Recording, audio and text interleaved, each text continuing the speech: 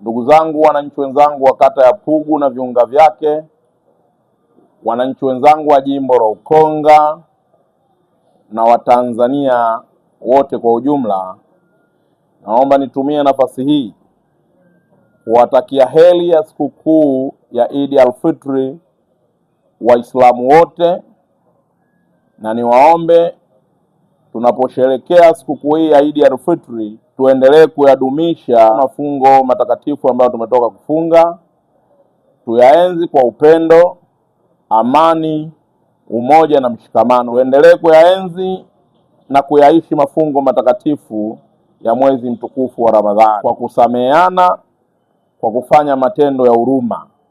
Zaidi ya yote, tuendelee kuipenda nchi yetu ya Tanzania, tuwe wazalendo wa kweli, wanyenyekevu na watii kwa Mwenyezi Mungu na kwa mamlaka ya nchi. Ndugu zangu, baada ya kusema maneno hayo, wa billahi taufiki, Eid Mubaraka.